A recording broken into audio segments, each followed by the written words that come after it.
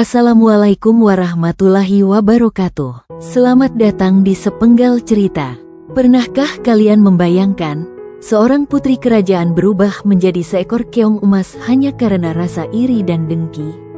Di balik keindahan istana, tersimpan rahasia gelap, sihir jahat, dan cinta yang diuji oleh takdir. Bersiaplah untuk menyelami kisah legendaris dari tanah Jawa yang akan menggetarkan hati dan membuka mata. Jangan lupa untuk subscribe, like, komen, dan share, karena satu klik dari kalian adalah dukungan besar bagi kisah-kisah magis seperti ini terus hidup di layar kalian.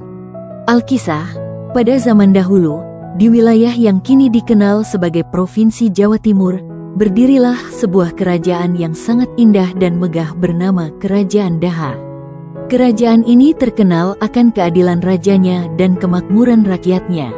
Pemandangan alam di sekeliling istana begitu menakjubkan, sungai yang jernih mengalir dengan tenang, ladang-ladang hijau yang subur, serta gunung-gunung yang berdiri kokoh sebagai penjaga alam. Kerajaan Daha menjadi pusat kebudayaan dan kekuasaan di wilayah tersebut, dan rakyatnya hidup dalam kedamaian.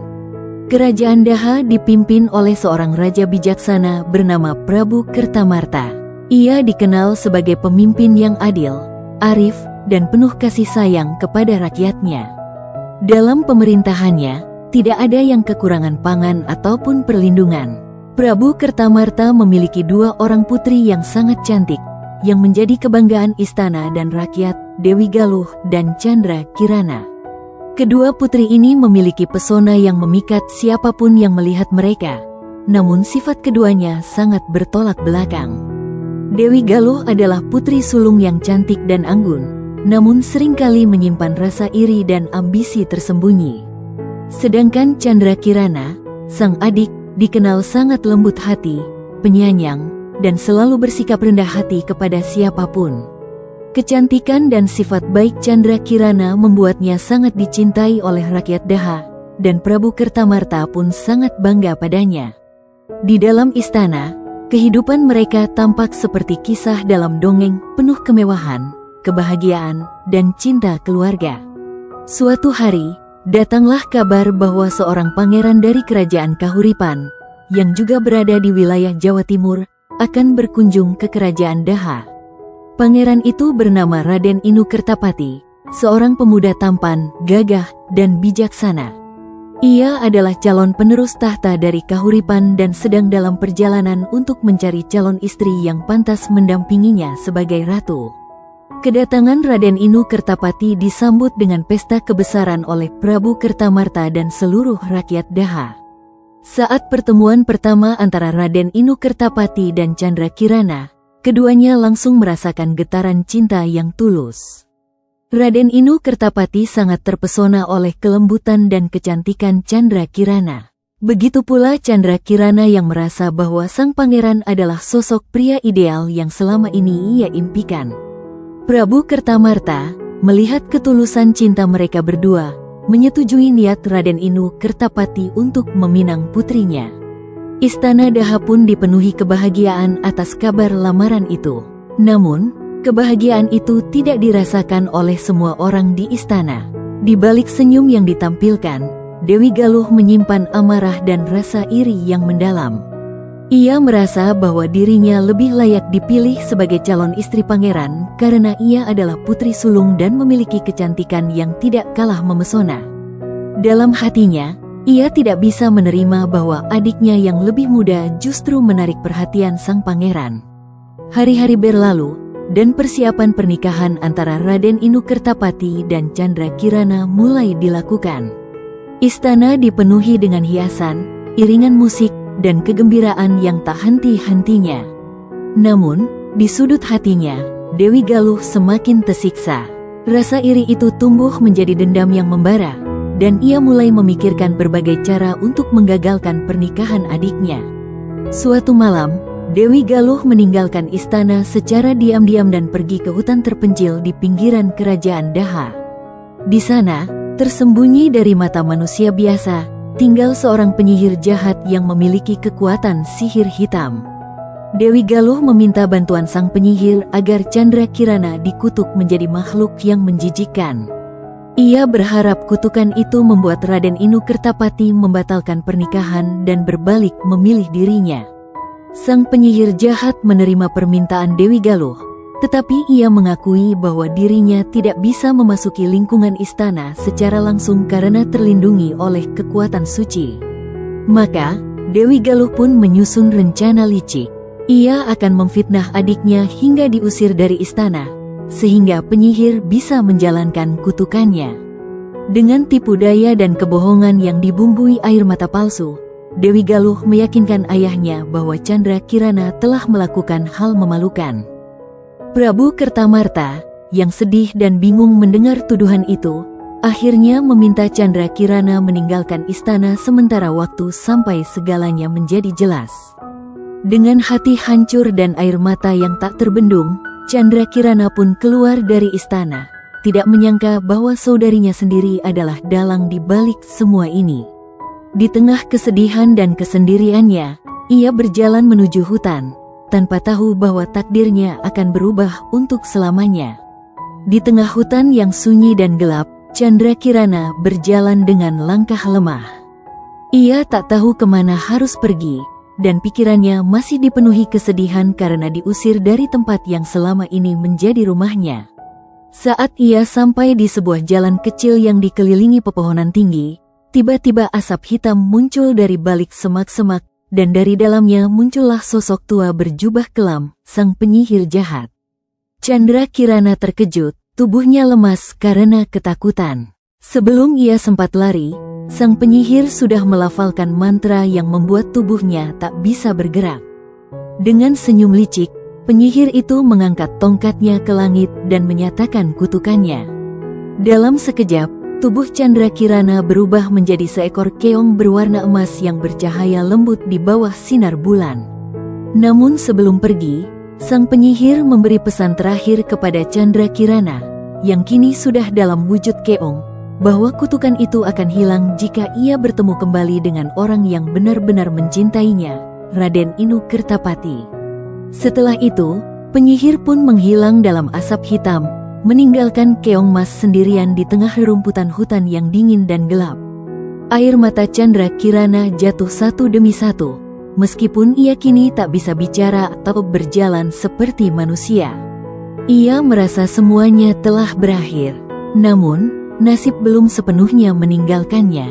Tak lama setelah itu, air sungai mengalir melewati tempatnya berada, dan arus yang deras membawa tubuh kecil keong mas hanyut hingga ke desa di kaki pegunungan. Di desa sederhana yang bernama Dadapan, hiduplah seorang nenek tua yang sehari-hari mencari ikan untuk bertahan hidup. Pagi itu, sang nenek pergi ke sungai dengan jala kecilnya seperti biasa. Ketika ia menarik jalanya, ia melihat seekor keong yang sangat indah dan berwarna emas mengilat. Sang nenek tertegun, belum pernah ia melihat keong seindah itu seumur hidupnya. Ia pun membawa pulang keong emas itu dan meletakkannya di dalam tempurung kelapa berisi air bersih. Sang nenek merawat keong emas dengan penuh kasih sayang. Ia meletakkannya di pojok dapurnya dan setiap hari memberi air bersih serta menempatkan bunga di sekitarnya, karena ia merasa keong itu membawa keberuntungan. Meski hidup serba kekurangan, hati sang nenek sangat lembut dan penuh keikhlasan. Ia bahkan berbicara pada keong mas seolah keong itu bisa mendengar, dan berharap makhluk mungil itu merasa nyaman tinggal bersamanya. Keesokan harinya, sang nenek pergi ke sungai untuk menjala ikan seperti biasanya. Namun hari itu nasib kurang baik. Tidak satu pun ikan yang tertangkap. Matahari semakin tinggi, dan tubuhnya mulai letih. Dengan langkah gontai, ia kembali ke rumahnya sambil berharap ada sedikit makanan tersisa di dapur. Namun, begitu membuka pintu rumah, sang nenek terkejut luar biasa. Ia melihat meja makan dipenuhi dengan hidangan yang tampak lezat, nasi putih yang hangat, sayur bening, ikan goreng, dan sambal terasi. Aroma makanan memenuhi seluruh ruangan. Sang nenek tercengang dan bertanya-tanya, siapa yang memasak semua ini? Ia tinggal sendirian dan yakin tidak ada tetangga yang masuk ke rumahnya. Dalam kebingungan itu, ia mengucap syukur dan menikmati makanan itu dengan rasa haru. Keesokan harinya, kejadian itu kembali terulang. Sang nenek pulang dari sungai dengan tangan kosong, tapi saat masuk rumah, makanan lezat sudah tersedia di meja. Hal itu terjadi beberapa hari berturut-turut. Karena penasaran, sang nenek memutuskan untuk pura-pura pergi ke sungai. Padahal ia bersembunyi di balik bilik bambu rumahnya, mengintip dari celah kecil. Betapa terkejutnya sang nenek ketika ia melihat cahaya keemasan keluar dari tempurung kelapa, lalu dalam sekejap berubah menjadi seorang gadis cantik jelita. Gadis itu dengan cekatan memasak di dapur dan menyiapkan hidangan. Sang nenek ternganga tak percaya. Ia pun keluar dari persembunyian dan berkata dengan suara gemetar, "Wahai gadis cantik, siapa dirimu sebenarnya?"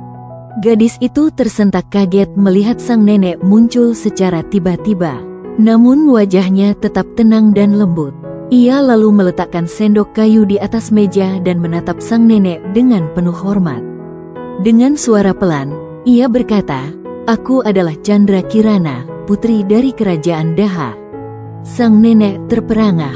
Tidak pernah ia bayangkan bahwa Keong yang selama ini ia rawat ternyata adalah seorang putri kerajaan. Dengan suara lirih dan penuh kesedihan, Chandra Kirana mulai bercerita. Ia menjelaskan bagaimana kakaknya, Dewi Galuh, memfitnah dirinya hingga ia diusir dari istana. Lalu tentang kutukan dari penyihir jahat yang mengubahnya menjadi seekor keong.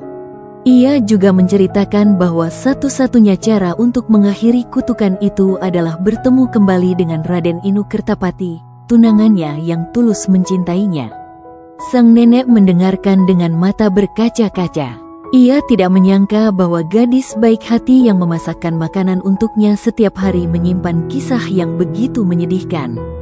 Dengan penuh simpati, sang nenek memeluk Chandra Kirana dan berjanji akan menjaga rahasia ini. Ia meminta Chandra Kirana tetap tinggal bersamanya sampai takdir mempertemukannya kembali dengan sang pangeran. Sementara itu, Raden Inu Kertapati masih terus mencari tunangannya.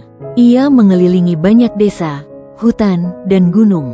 Tidak sedikit rintangan yang ia hadapi, tetapi hatinya tidak pernah goyah. Ia yakin Chandra Kirana masih hidup. Setiap malam, ia berdoa agar diberikan petunjuk, dan setiap pagi ia melanjutkan perjalanannya dengan harapan akan menemukan jejak sang kekasih. Sang pangeran pun mulai memasuki hutan-hutan di wilayah Daha. Di tengah perjalanan, ia bertemu seekor burung gagak yang bisa berbicara. Burung itu menyapa dan berkata bahwa ia tahu keberadaan Chandra Kirana. Raden Inu Kertapati merasa sangat senang dan tanpa ragu mengikuti burung gagak itu, berharap segera bertemu kembali dengan kekasih hatinya yang telah lama menghilang. Namun perjalanan yang ditempuh bersama burung gagak terasa semakin aneh dan berputar-putar. Raden Inu Kertapati mulai menyadari bahwa arah yang ditunjukkan burung itu tidak logis.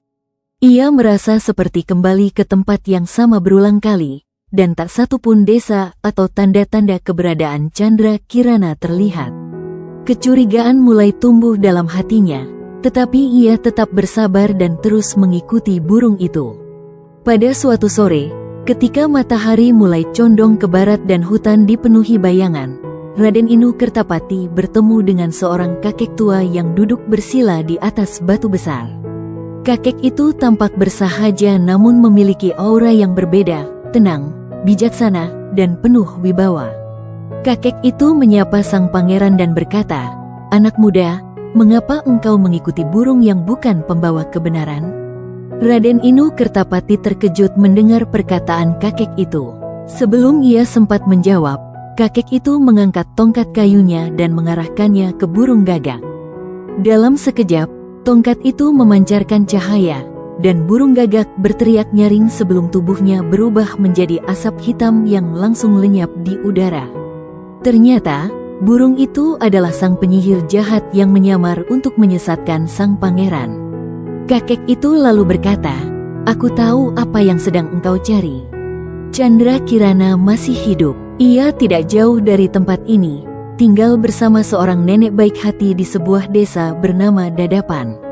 Jika engkau terus berjalan ke arah timur, melewati 3 bukit dan 1 sungai, engkau akan sampai di sana." Raden Inu Kertapati merasa sangat bersyukur dan berterima kasih kepada sang kakek karena telah membuka jalan kebenaran. Tanpa membuang waktu, Raden Inu Kertapati melanjutkan perjalanannya dengan semangat baru. Ia melewati bukit demi bukit, menyeberangi sungai dengan penuh tekad. Perbekalannya mulai menipis, dan tubuhnya lelah, namun hatinya tetap kuat. Ia tidak sabar untuk segera bertemu kembali dengan Chandra Kirana, yang selama ini ia cari dengan sepenuh jiwa.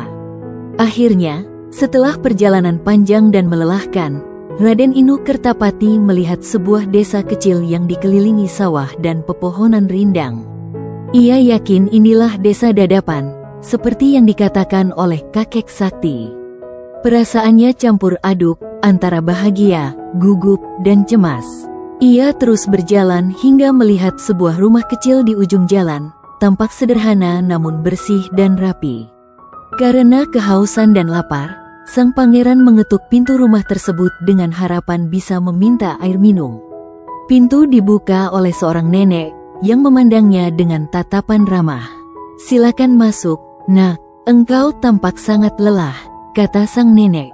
Raden Inu Kertapati pun masuk dan duduk di bangku kayu dekat dapur. Aroma masakan yang sedap memenuhi udara. Lalu, dari arah dapur, muncullah seorang gadis yang membawa semangkuk air dan sepiring nasi hangat. Mata sang pangeran langsung membelalak. Ia mengenali gadis itu, tak salah lagi. Dia adalah Chandra Kirana, kekasih yang selama ini ia cari. Hatinya bergetar, matanya berkaca-kaca. "Chandra Kirana, apakah ini benar kau?" ucapnya pelan, hampir berbisik. Chandra Kirana tertegun mendengar suara yang sangat familiar itu. Ia menatap wajah lelaki di hadapannya, dan saat matanya bertemu dengan mata Raden Inu Kertapati, air matanya langsung jatuh. Ia menjatuhkan mangkuk yang dipegangnya dan segera berlari memeluk sang pangeran. Dalam pelukan itu, tubuhnya bersinar keemasan dan kutukan yang selama ini melekat padanya pun sirna. Ia kini benar-benar kembali menjadi manusia seutuhnya. Sang nenek yang menyaksikan kejadian itu dari belakang, ikut menangis haru. Ia bahagia karena gadis yang ia rawat dengan penuh kasih, akhirnya menemukan kembali kebahagiaannya. Raden Inu Kertapati pun berlutut di hadapan sang nenek, memohon izin untuk membawa Chandra Kirana kembali ke kerajaan Daha dan menjadikannya permaisuri. Sang nenek setuju, dan ia pun ikut serta dalam perjalanan pulang ke istana sebagai tanda terima kasih dari sang pangeran. Dalam perjalanan pulang menuju kerajaan Daha, Chandra Kirana menceritakan seluruh kisah yang telah ia alami kepada Raden Inu Kertapati. Ia menjelaskan bagaimana Dewi Galuh memfitnahnya, membuatnya terusir dari istana, dan bagaimana kutukan penyihir jahat mengubahnya menjadi seekor keong emas. Sang pangeran mendengarkan dengan penuh perhatian dan janji untuk menegakkan keadilan setibanya di istana. Sementara itu, berita tentang kembalinya Chandra Kirana dan Raden Inu Kertapati menyebar dengan cepat di seluruh kerajaan. Rakyat menyambut kabar itu dengan sukacita. Kerajaan Daha kembali bersinar penuh harapan karena putri yang dicintai kembali dalam keadaan selamat. Raja Kertamarta pun bersiap menyambut kepulangan mereka dengan upacara kebesaran. Begitu sampai di istana, Raja Kertamarta tak kuasa menahan tangis saat memeluk putrinya. Ia sangat menyesal karena telah mempercayai fitnah dan tidak menyelidiki kebenaran lebih dalam. Sang raja berterima kasih kepada Raden Inu Kertapati karena telah setia mencari Chandra Kirana dan membawanya kembali dalam keadaan selamat. Sementara itu, Dewi Galuh gemetar ketakutan ketika mendengar bahwa Chandra Kirana telah kembali. Ketakutannya semakin memuncak ketika Raja Kertamarta memanggilnya ke hadapan rakyat dan menuntutnya mempertanggungjawabkan perbuatannya. Dewi Galuh akhirnya mengakui semua kesalahannya di depan umum, termasuk bekerja sama dengan penyihir jahat untuk menyingkirkan adiknya sendiri. Sebagai hukuman, Dewi Galuh diasingkan dari kerajaan dan dikirim ke hutan belantara, tempat ia harus hidup seorang diri agar merenungkan perbuatannya. Ia dilarang kembali ke istana selamanya. Hukuman ini membuatnya sadar bahwa iri hati dan kebencian hanya membawa kehancuran. Beberapa hari setelah itu, Raden Inu Kertapati dan Chandra Kirana melangsungkan pernikahan yang megah dan penuh sukacita. Rakyat dari berbagai penjuru kerajaan datang menyaksikan momen bahagia itu. Suasana kerajaan kembali damai, dan kehidupan rakyat pun menjadi makmur di bawah perlindungan pemimpin yang adil dan bijaksana. Sang nenek yang telah merawat Chandra Kirana selama masa kutukannya diberi tempat tinggal yang layak di dalam lingkungan istana. Ia diperlakukan seperti anggota keluarga kerajaan, karena kebaikannya telah menyelamatkan seorang putri dan menjadi bagian penting dari takdir besar itu. Ia hidup tenang dan bahagia di usia senjanya. Chandra Kirana menjalani hari-harinya sebagai permaisuri dengan penuh cinta dan kebijaksanaan. Ia tidak pernah melupakan masa-masa sulit yang pernah ia lalui. Sebaliknya, ia menjadikannya pelajaran untuk selalu rendah hati, memaafkan, dan mencintai rakyatnya. Kehadirannya membawa kedamaian bagi istana dan seluruh rakyat kerajaan. Raden Inu Kertapati pun menjadi seorang raja yang agung. Ia memimpin dengan bijak, penuh kasih sayang, dan keadilan. Ia tidak hanya mencintai permaisurinya dengan setia, tetapi juga menghormati kebenaran dan memperjuangkan keadilan, sebagaimana telah ia lakukan dalam perjalanannya mencari Chandra Kirana. Sejak saat itu, kisah tentang Keong Mas menjadi legenda yang diturunkan dari generasi ke generasi di tanah Jawa Timur. Legenda ini tidak hanya menjadi kisah cinta yang abadi, tetapi juga pelajaran bahwa kejahatan pasti akan kalah oleh kebaikan, dan cinta yang tulus akan selalu menemukan jalannya, meski harus melewati rintangan dan kutukan yang paling berat sekalipun. Sekian kisah legenda Keong Emas. Semoga kita dapat memetik pelajaran berharga yang terkandung dalam cerita.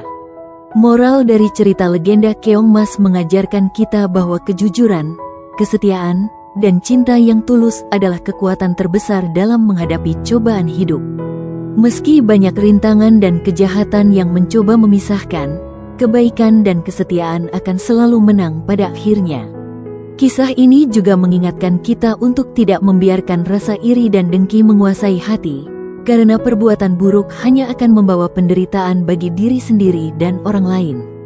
Teruslah percaya pada kebenaran dan jangan pernah menyerah memperjuangkan cinta serta keadilan. Lihat cerita seru lainnya hanya di Sepenggal Cerita.